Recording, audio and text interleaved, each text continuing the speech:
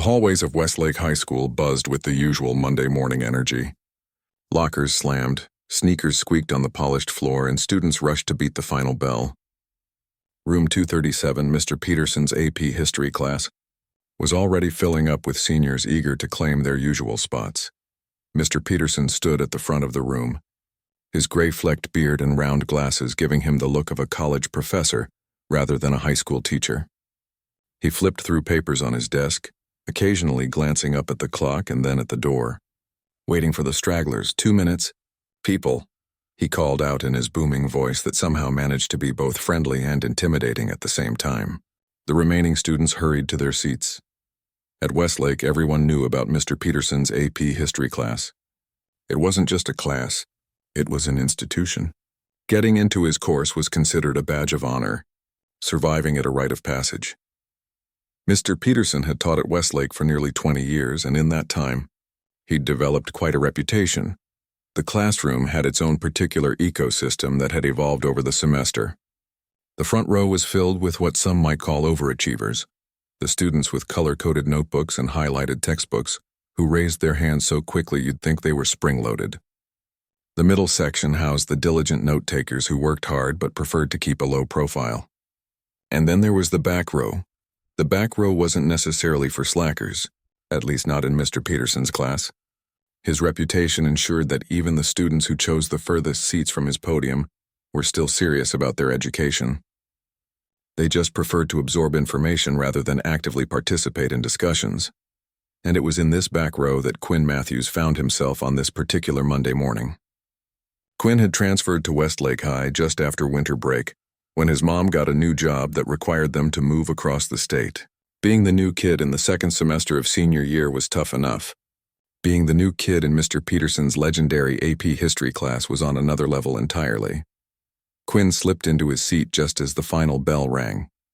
He was a tall, lanky boy with dark hair that always seemed to fall across his forehead, no matter how many times he pushed it back. He pulled out his notebook and a well-worn copy of the assigned reading, setting them neatly on his desk. "Just in time, Mr. Matthews," Mr. Peterson said with a nod in Quinn's direction. Quinn gave a small smile and ducked his head. He hadn't yet gotten used to being acknowledged in class. At his old school, Quinn had been known for his academic achievements. He'd been on the debate team, and had even won a state history competition. But here at Westlake, nobody knew that. Here he was just the quiet new kid who sat in the back and rarely spoke up. It wasn't that Quinn didn't know the answers. Most of the time, he did.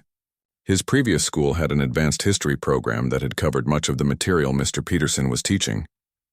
But something about the dynamic in this classroom, the competitive nature of the discussions, the way Mr. Peterson's booming laugh could fill the room when someone gave a particularly insightful or particularly off-base answer, made Quinn hesitant to join in. Mr. Peterson clapped his hands, drawing everyone's attention to the front of the room. "All right, historians in training. Today we continue our exploration of social movements throughout American history. Who can remind us where we left off on Friday?" Several hands shot up in the front row. Quinn knew the answer. They'd been discussing the early labor movement and its connections to immigration patterns in the early 20th century, but he kept his hand down, content to let others take the spotlight. Mr. Peterson pointed to a girl in the front row with bright red hair pulled back in a neat ponytail. "Yes, Lily?" "We were discussing the Knights of Labor and their inclusive approach to organizing workers regardless of skill level, and how that contrasted with other labor organizations of the time," she answered confidently. "Excellent recall, Lily." Mr. Peterson nodded approvingly. "And can anyone tell me why this inclusivity was both a strength and ultimately a weakness for the organization?"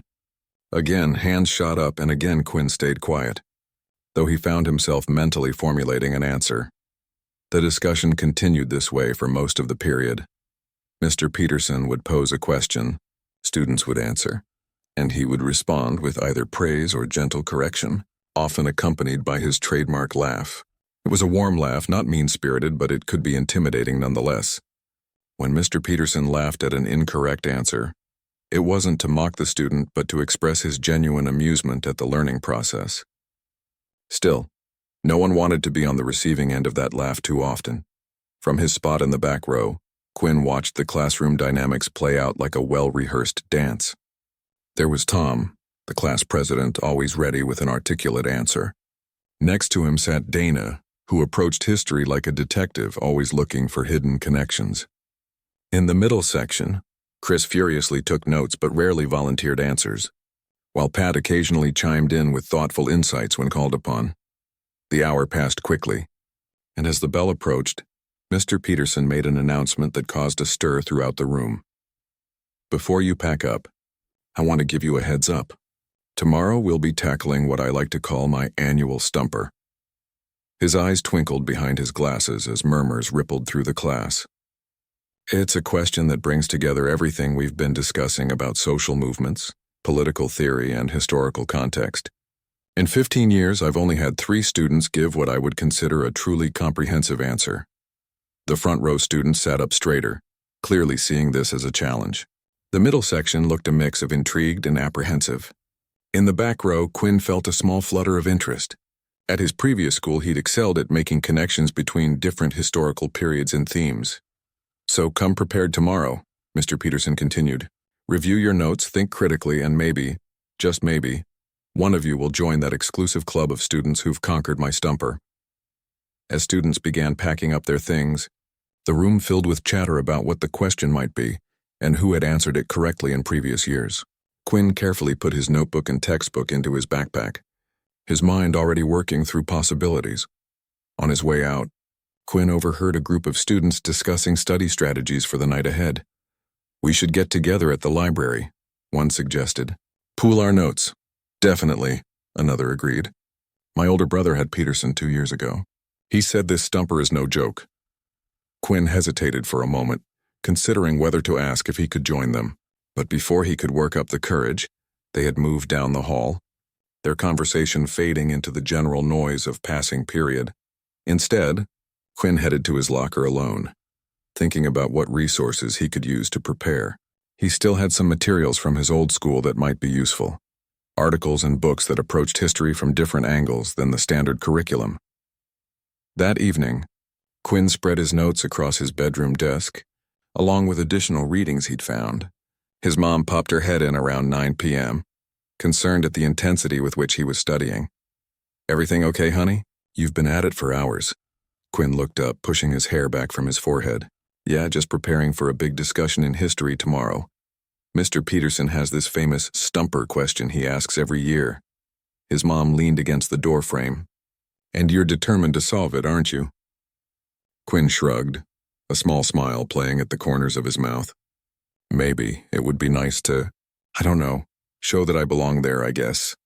His mom's expression softened. "You absolutely belong there, Quinn, whether you answer this question or not." She stepped into the room and gave his shoulder a gentle squeeze. "But I know you'll give it your best shot. Just don't stay up all night, okay?" "I won't," Quinn promised, though they both knew he'd probably push it closer to midnight than was wise on a school night. After his mom left, Quinn returned to his studies with renewed focus. Something about Mr. Peterson's challenge had ignited a spark in him. Maybe this was his chance to find his place at Westlake, to show that the quiet new kid in the back row had something valuable to contribute. As he connected dots between different social movements and their historical contexts, Quinn felt a growing sense of excitement. For the first time since transferring to Westlake, he found himself looking forward to class the next day. Whatever Mr. Peterson's stumper turned out to be, Quinn would be ready, or at least, as ready as he could be. With that determination in mind, he finally closed his books around midnight and got ready for bed, his mind still buzzing with historical connections and possibilities. Tomorrow would be interesting no matter what happened. Perhaps it would even be the day Quinn finally found his voice in Mr. Peterson's class. The next morning arrived, with a buzz of nervous energy that seemed to follow the students of Mr. Peterson's AP history class through the hallways of Westlake High. Quinn had barely slept, his mind racing with historical connections and possible questions Mr. Peterson might ask. He'd arrived at school early, spending the time before first period in the library reviewing his notes one last time. When the bell for fourth period rang, students filed into room 237 with unusual quietness. The typical pre-class chatter was replaced with hushed conversations and last-minute page flipping as everyone tried to cram. In one more piece of information, before facing the legendary stumper, Quinn slipped into his back row seat. Setting out his notebook and a few reference pages he'd brought along, he noticed that several students had done the same, their desks crowded with more materials than usual. Even Tom, the confident class president who usually walked in with nothing but a pen, had a folder full of notes today. The final bell rang, and Mr. Peterson closed the classroom door with a dramatic flourish. "The moment has arrived, historians," he announced, his voice carrying that special tone of excitement he reserved for days like this. "Put away all your materials. This isn't a test of what you've memorized, but how you think." A collective groan rose from the class as notebooks were reluctantly closed and papers tucked away. Quinn carefully placed his notes back in his backpack, taking a deep breath. He'd spent hours preparing, but now he would have to rely on his ability to make connections in the moment. Mr. Peterson walked slowly to the center of the room, hands clasped behind his back. He had a flair for the theatrical that most students found either inspiring or intimidating, depending on the day. Today, as he surveyed the room with twinkling eyes behind his round glasses, the entire class seemed to hold its breath. "For 15 years, he began, I've posed what I call my annual stumper to my AP history classes. It's a question designed not to trick you, but to challenge you to think across historical periods, to connect seemingly disconnected events, and to apply theoretical frameworks in new ways." He paused, looking around the room. Quinn noticed several students sitting up straighter, pens poised over blank paper, ready to tackle whatever challenge was coming. Over those 15 years, only 3 students have given what I would consider truly comprehensive answers. Mr. Peterson smiled, stroking his beard. "Will one of you join that elite group today? We shall see." The tension in the room was almost palpable as Mr. Peterson returned to the whiteboard. He picked up a marker and wrote in large, clear letters, "How did the structural failures of the Reconstruction era directly influence modern grassroots social justice movements, and what theoretical frameworks best explain both their similarities and their critical differences?" Quinn's heart raced as he read the question. It was complex, multi-layered, and exactly the kind of cross-century connection he had spent hours thinking about the night before. He quickly began organizing his thoughts, mentally mapping connections between post-Civil War policies and contemporary activism. Mr. Peterson turned back to face the class, his expression both challenging and encouraging. "Take a moment to think. This isn't a race. I want thoughtful, well-reasoned responses." The classroom fell silent except for the occasional scratch of pen on paper as students jotted down ideas. Quinn didn't write anything yet, preferring to organize his thoughts mentally first. He closed his eyes briefly, picturing a timeline that connected the 1870s to the present day, identifying the key turning points and parallel developments. After about 5 minutes of contemplative silence, Mr. Peterson clapped his hands once. "All right, who would like to take the first attempt at my stumper?" Surprisingly, the usual forest of eager hands from the front row didn't materialize. Instead, students glanced at each other nervously, no one wanting to be the first to potentially miss the mark. Even Tom, who usually jumped at any opportunity to demonstrate his knowledge, seemed hesitant. Mr. Peterson's eyebrows rose in amusement. "Come now, surely someone has a theory to propose, no? Well, then I suppose we'll have to do this the old-fashioned way." He reached for a stack of index cards on his desk, the dreaded cold call cards with everyone's names. Quinn felt his stomach tighten. He had thoughts on the question, good ones he believed, but the idea of being put on the spot made his mouth go dry. "Let's see who our first brave volunteer will be." Mr. Peterson shuffled the cards with exaggerated movements, then drew one with a flourish. Ms. Chen." "Grace, would you care to start us off?" Grace Chen, who sat in the middle section and usually gave solid, if not spectacular, answers, looked like she'd rather be anywhere else. I think the failures of Reconstruction included the lack of economic support for formerly enslaved people, which meant that legal freedom didn't translate to economic freedom." "Good start," Mr. Peterson nodded encouragingly. "And how does that connect to modern movements?" Grace hesitated. "Maybe. Today's movements still fight against economic inequality. A connection, yes, but rather broad. Can you apply any theoretical framework to explain both contexts?" Grace's face fell as she struggled to make the kind of complex connection Mr. Peterson was looking for. "I'm not sure." "That's all right, Ms. Chen. A solid beginning effort. Mr. Peterson gave her a kind smile before turning back to his index cards. Who shall be our next historian to take on the challenge? One by one, Mr. Peterson called on students from different parts of the classroom. Some made valiant attempts, drawing connections between the broken promises of the Freedmen's Bureau and modern housing discrimination, or between the rise of Jim Crow laws and contemporary voter suppression tactics. Others struggled to move beyond basic historical facts. With each answer, Mr. Peterson's responses followed a pattern. He would acknowledge what was correct, gently point out what was missing, and occasionally let out his characteristic laugh when an answer went in an unexpected direction. It wasn't a cruel laugh, never that, but it could still make students sink lower in their seats. An interesting interpretation.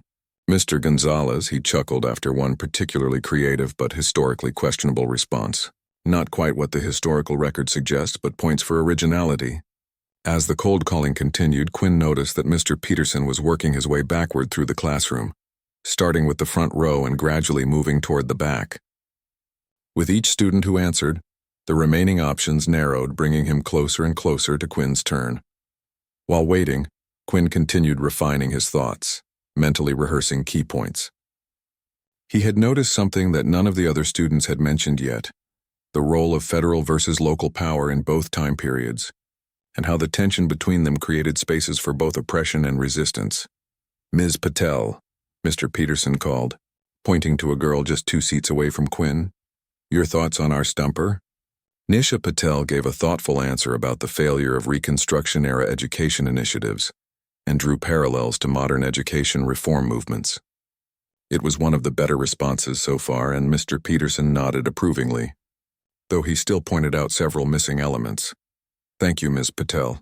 A well-reasoned response, though I'd encourage you to think more about the theoretical frameworks that might explain these patterns." Only one student remained between Quinn and the spotlight. His heart pounded so loudly he was sure everyone could hear it. As Mr. Peterson called on Tyler, the boy next to him, Quinn took slow, deep breaths, trying to calm his nerves. Tyler's answer was brief and focused primarily on voting rights, missing many of the economic and social dimensions of the question. Mr. Peterson responded with a short laugh and a shake of his head. "A narrow view of a much broader question, Mr. Davis. Remember, history doesn't happen in neat little boxes. Everything connects." And then the moment arrived. Mr. Peterson held up the next index card, and even before he read the name, his eyes found Quinn in the back row. "Mr. Matthews, our newest addition to Westlake's scholarly community. Let's see what fresh perspective you might bring to our stumper." The entire class turned to look at Quinn, and he felt a momentary freeze. 25 pairs of eyes stared at him with a mix of curiosity, sympathy, and relief that it wasn't their turn anymore. Mr. Peterson leaned against his desk, an amused smile playing at the corners of his mouth. There was something in his expression, a combination of curiosity and preemptive humor, that suggested he wasn't expecting much. After all, Quinn was the new kid who had barely spoken in class.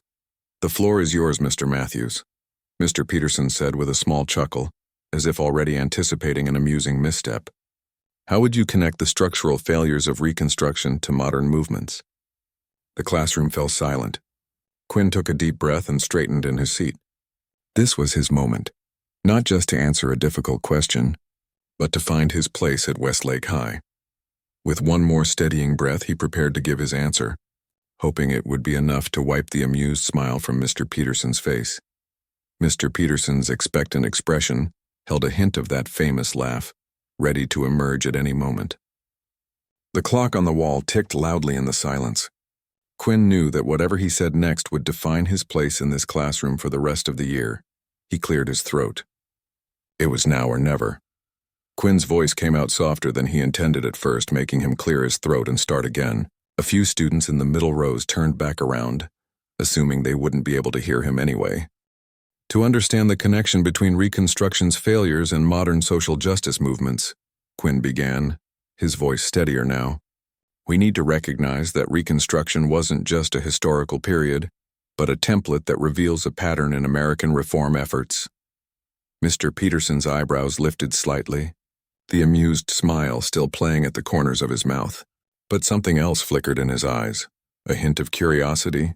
Perhaps the fundamental failure of Reconstruction Quinn continued, gaining confidence with each word, wasn't just about specific policies that didn't work or weren't implemented fully. It was about three structural problems that have repeated throughout our history. Quinn paused, noticing that the students who had turned away were slowly facing back toward him. He took a deep breath and continued. First, there was the tension between federal power and local control. The federal government passed constitutional amendments and civil rights laws, but without consistent enforcement mechanisms at the local level, those changes remained words on paper in many parts of the country. Mr. Peterson's smile had faded slightly, replaced by a more focused expression as he leaned forward, resting his elbows on the desk in front of him. Second, there was the problem of economic foundations.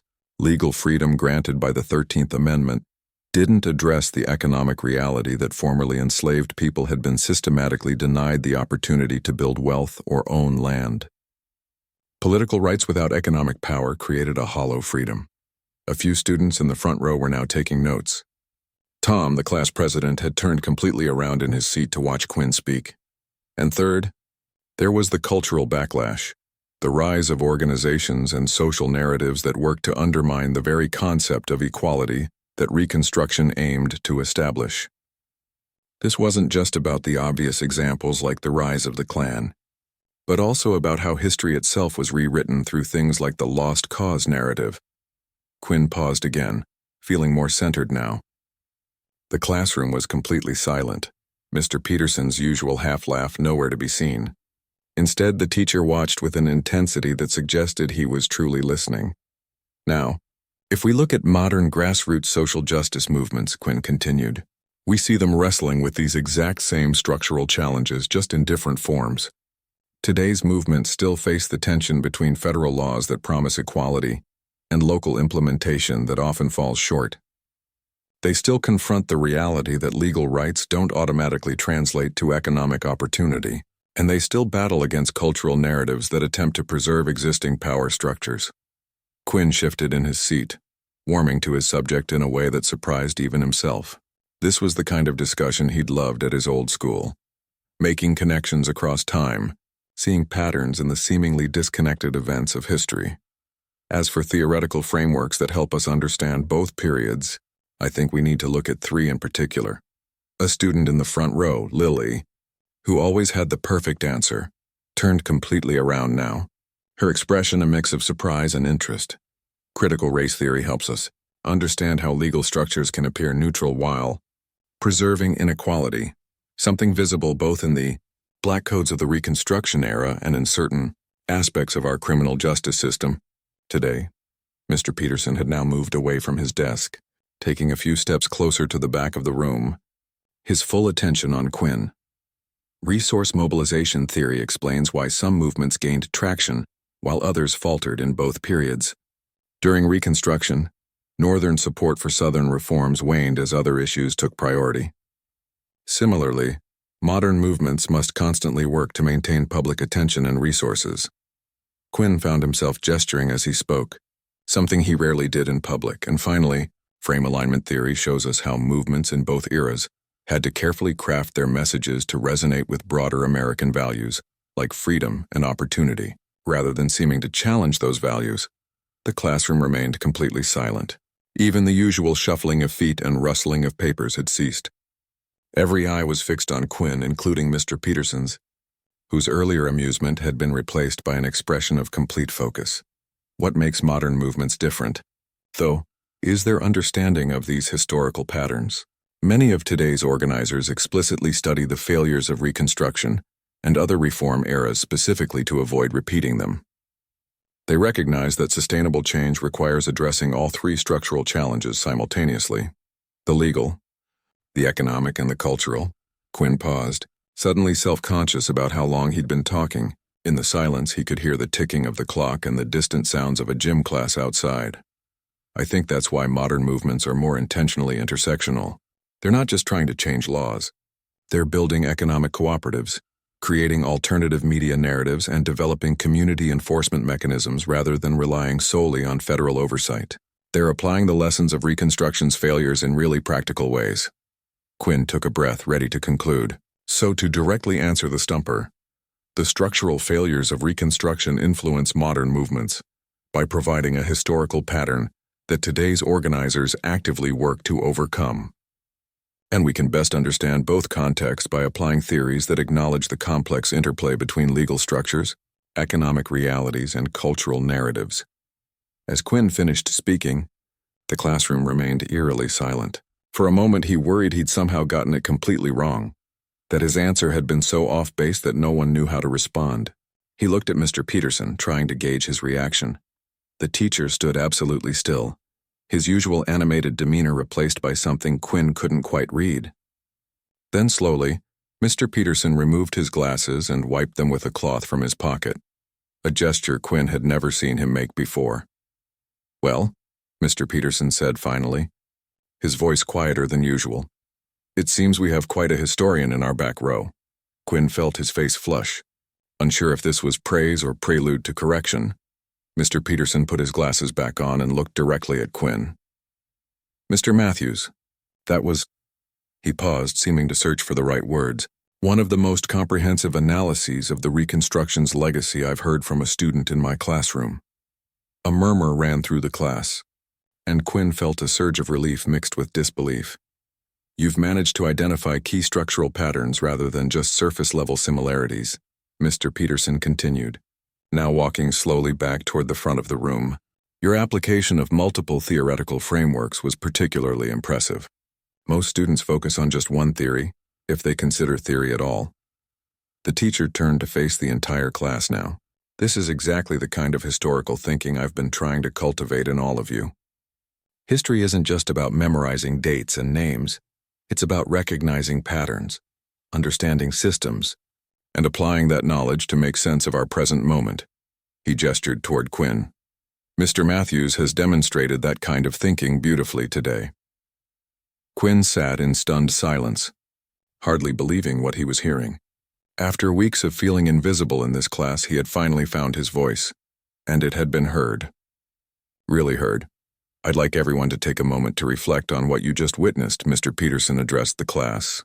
"This is what historical analysis at its best looks like, drawing connections across time periods, considering multiple causal factors, and applying theoretical frameworks to deepen understanding." The bell rang, startling everyone.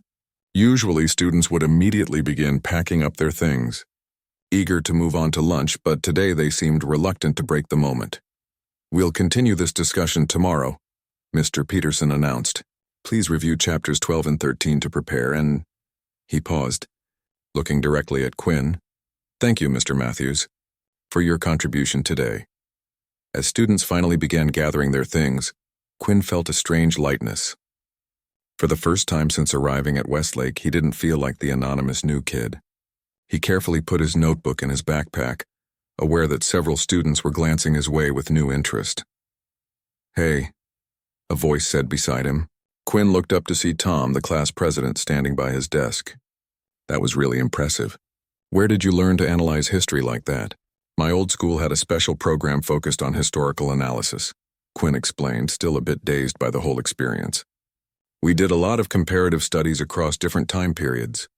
"Well, it definitely showed," Tom said with a genuine smile. "A few of us usually grab lunch together after Peterson's class to talk about the day's topic. You should join us." Before Quinn could respond, Lily from the front row approached. "Yeah, you should definitely come," she added. "We could use someone with your perspective in our discussions." Quinn felt a smile spreading across his face. "I'd like that," he said simply. As they walked toward the door, Mr. Peterson called out, "Mr. Matthews, could I have a word with you before you head to lunch?" Quinn nodded to his new lunch companions. "I'll catch up with you guys." He approached Mr. Peterson's desk, still riding the wave of his unexpected success, but now wondering if the teacher had some criticism he hadn't wanted to share with the entire class. "Quinn," Mr. Peterson said, using his first name for the first time, "I want you to know that what you did today was exceptional. In 15 years of posing that question, only 3 other students have given answers of that caliber." "Thank you, sir," Quinn replied, not quite sure what else to say. "I notice you've been very quiet in my class until today," Mr. Peterson continued. "I hope that will change going forward. Minds like yours need to be part of our discussions." Quinn nodded. "I think it will be easier to speak up now. I just needed to find my footing, I guess." Well, you've certainly found it. Mr. Peterson smiled, a genuine smile without any trace of his usual amused laugh. I look forward to hearing more from you in the coming weeks. As Quinn left the classroom to join his new friends for lunch, he felt a profound sense of belonging that had been missing since he'd arrived at Westlake. One question, one moment of courage had changed everything. His voice, once silent in the back row, had finally been heard. Walking down the hallway toward the cafeteria, Quinn felt lighter somehow, as if a weight he hadn't even realized he'd been carrying had suddenly been lifted. Students he passed in the hall, many of whom had never noticed him before, now nodded in recognition or gave small waves. Word traveled fast in high school, and apparently, standing up to Mr. Peterson's famous stumper was the kind of thing people talked about. For once, being the center of attention didn't make Quinn uncomfortable. Instead, it felt like he had finally found his place in the complex ecosystem of Westlake High. As he spotted Tom, Lily, and a few other students from class waving him over to their lunch table, Quinn couldn't help but smile. Sometimes finding your voice was just a matter of waiting for the right question. The unexpected depth of Quinn's answer continued to ripple through Westlake High School throughout the afternoon. By last period, even students who weren't in Mr. Peterson's AP history class had heard some version of what had happened. The quiet new kid from the back row had not only tackled the infamous stumper, but had apparently knocked it out of the park. Quinn wasn't used to this kind of attention. At lunch, he'd joined Tom, Lily, and their friends, finding himself at the center of a conversation about history that felt refreshingly similar to the discussions he'd loved at his old school. For the first time since the move, he felt like himself again, not just the awkward new student, trying to blend into the background. So, you really think modern movements are more likely to succeed because they're learning from Reconstruction's failures? Tom had asked between bites of his sandwich. Quinn had nodded, warming to the topic. I think they're at least more aware of the pitfalls. There's this historian, Heather Cox Richardson, who talks about how movements often fail when they don't address economic power alongside legal rights. A lot of today's organizers explicitly cite that pattern. We should definitely cover her work in History Club, Lily had suggested. Quinn, you should come to our next meeting on Thursday. The invitation had surprised and pleased him. Back at his old school, History Club had been his favorite extracurricular activity. The idea that he might find a similar community here at Westlake made the school feel less foreign, more like a place where he could truly belong. By the time Quinn walked into Mr. Peterson's class the next day, the dynamic had shifted noticeably. Instead of slipping quietly into his back row seat, he found himself greeted by nods of recognition and friendly smiles from classmates who had barely noticed him before. Even more surprising, Tom waved him over to an empty seat in the second row. Saved you a spot, Tom said. No one who answers Peterson's stumper should be hiding in the back. Quinn hesitated for a moment, glancing toward his usual seat, but then made his way to the offered chair. Sitting closer to the front of the classroom felt strangely symbolic, like stepping out of the shadows he'd been hiding in since arriving at Westlake. When Mr. Peterson entered the room, his eyes immediately found Quinn in his new seat. The teacher gave a small nod of approval before turning to write the day's topic on the board: Comparative Social Movements, Lessons Across Centuries. Yesterday, Mr. Peterson began, we had a remarkable discussion about the connections between Reconstruction-era reforms and modern social justice movements. Today, I'd like to expand that conversation to consider other historical parallels. As the class discussion unfolded, Quinn found himself naturally participating, raising his hand to offer insights or ask questions. The nervousness that had kept him silent for weeks had dissolved, replaced by the comfortable feeling of engaging with a subject he loved. What surprised him most, though, was how Mr. Peterson had changed toward him. Gone was the slightly dismissive tone the teacher had sometimes used when acknowledging the quiet kid in the back. Instead, Mr. Peterson treated Quinn's contributions with genuine interest, often building on his points or asking follow-up questions that pushed the discussion in new directions. Excellent point. Mr. Matthews, Mr. Peterson said after Quinn had drawn a comparison between labor movements in the 1930s and modern worker cooperatives. Can you expand on how the legal frameworks differed in those two periods? As Quinn elaborated, he noticed several students taking notes on what he was saying, not because they had to, but because they found value in his perspective. It was a subtle shift, but a meaningful one. He had gone from invisible to valued in the span of a single day. After class, Mr. Peterson called Quinn over to his desk again. "I have something that might interest you," he said, pulling a book from his briefcase. "This is an advance copy of a new work on comparative social movements by Dr. Eliza Wong at Berkeley. I was one of the peer reviewers." He handed the book to Quinn. "I think you'll find her framework aligns with some of your observations yesterday." Quinn accepted the book with surprise and gratitude. "Thank you, Mr. Peterson. I've actually read some of her articles." "I thought you might have," the teacher replied with a knowing smile. "Her chapter on historical memory and movement strategy is particularly relevant to our discussion. Perhaps you'd be willing to share some thoughts on it with the class next week." The request wasn't just a homework assignment. It was an acknowledgement of Quinn's knowledge and an invitation to help shape the class's learning. "I'd be happy to," Quinn replied, feeling a new sense of responsibility along with the recognition. As the days passed, Quinn's place at Westlake continued to evolve. He joined the History Club, where his insights about historiography and comparative analysis brought new energy to their discussions. He started having lunch regularly with Tom, Lily, and their friends, finding himself part of a group that valued intellectual conversation as much as he did. Even in his other classes, teachers noticed a change in him. The quiet, hesitant new student had been replaced by someone who contributed thoughtfully to discussions, asked insightful questions, and seemed genuinely engaged with the material. His English teacher, Ms. Rivera, commented on the transformation after he gave a particularly nuanced analysis of symbolism in their assigned reading. "It's good to finally hear your voice, Quinn," she said. "You've clearly had these insights all along. I'm glad you're sharing them now." But nowhere was the change more evident than in Mr. Peterson's AP history class. The dynamic between Quinn and the teacher had developed into something approaching a collegial relationship.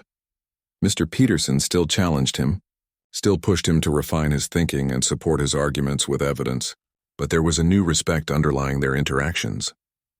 About 2 weeks after the famous Stumper Day, Mr. Peterson announced a special project for the final quarter of the school year. "You'll be working in pairs," he explained, "researching a social movement of your choice and analyzing its strategies, successes, and failures using the theoretical frameworks we've been discussing."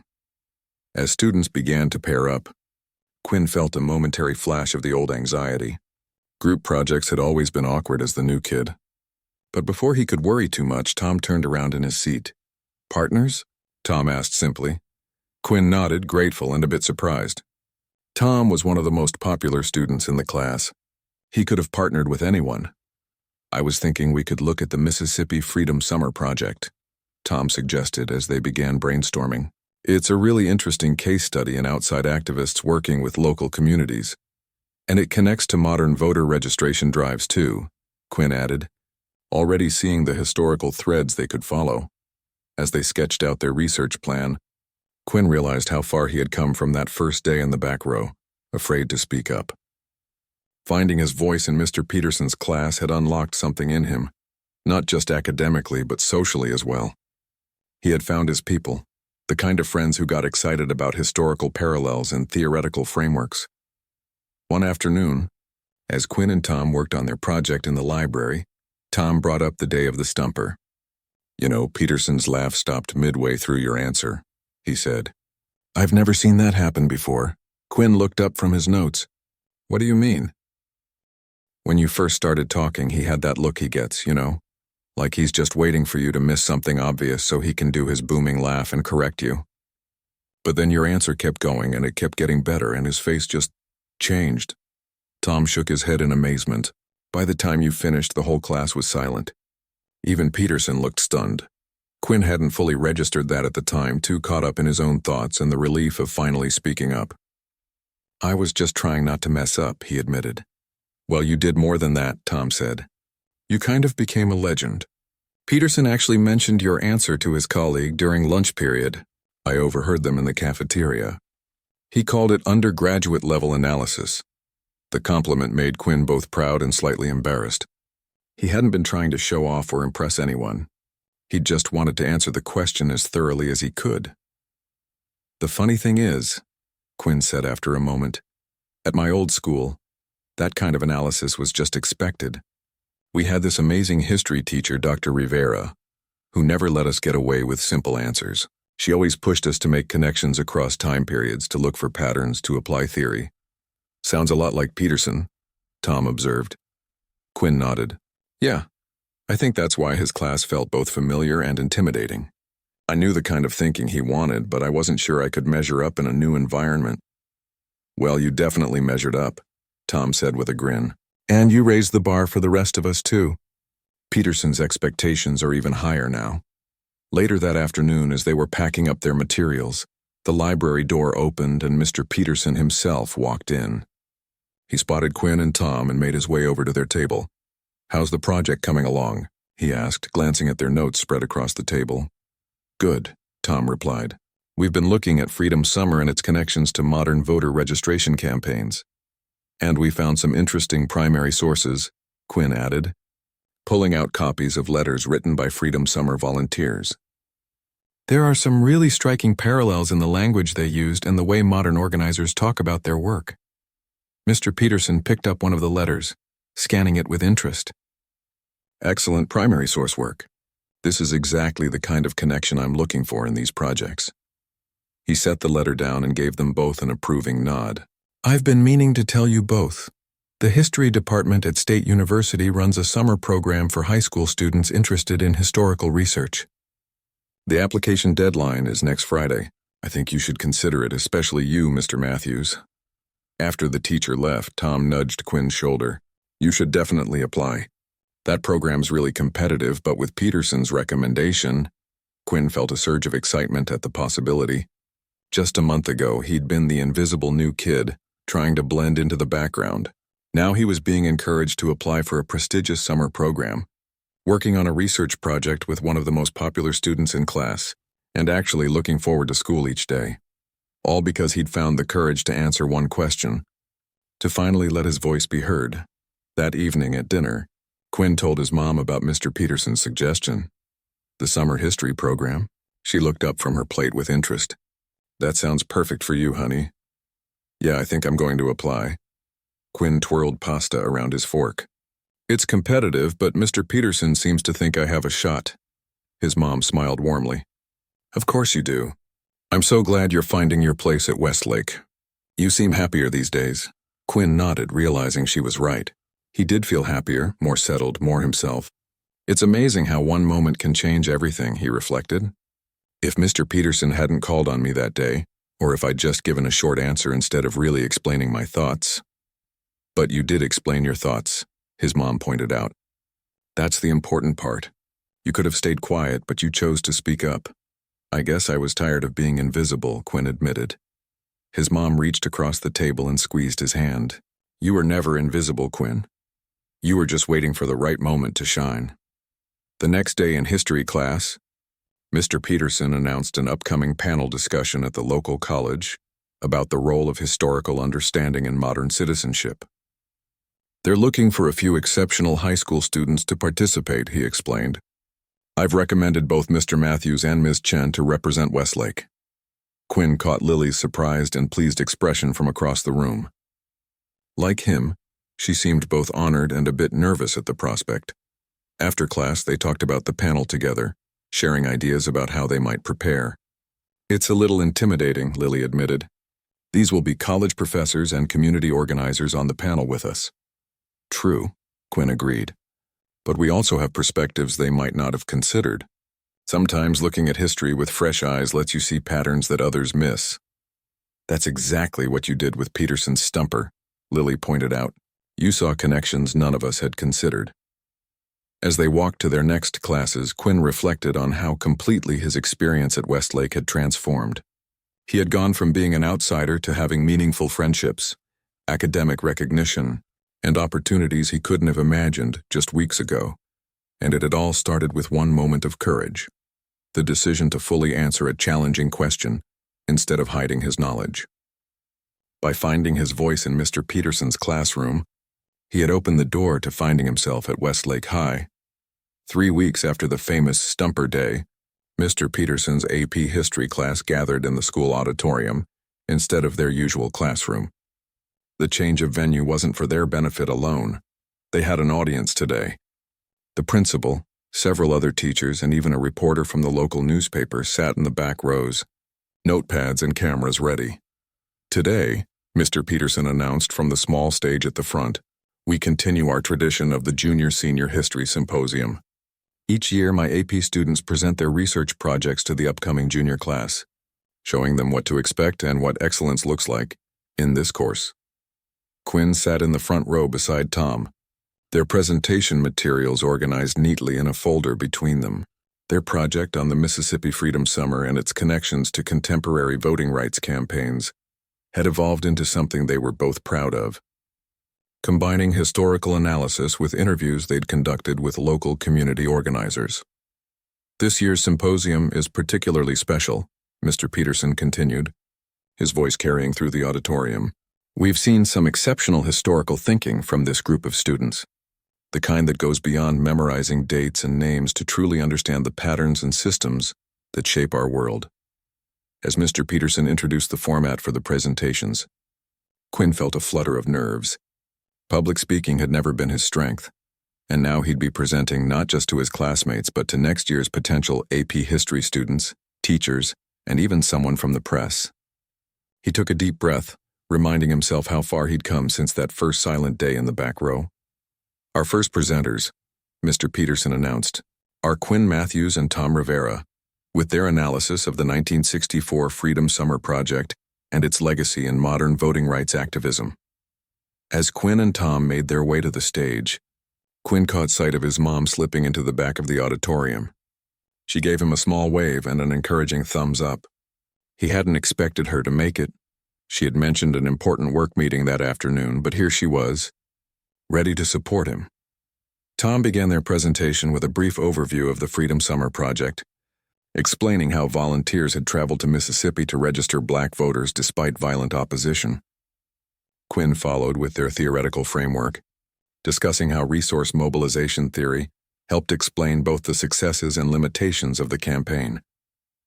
As they moved deeper into their analysis, Quinn found his nervousness fading, replaced by the familiar flow of discussing a subject he was passionate about. When he reached the section connecting historical voter suppression tactics to contemporary challenges, he noticed Mr. Peterson leaning forward in his seat, nodding along with particular points.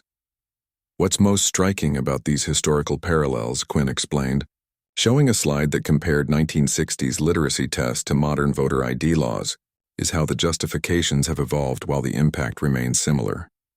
Both create barriers that disproportionately affect specific communities, but modern restrictions are presented in language that appears neutral and administrative rather than explicitly discriminatory.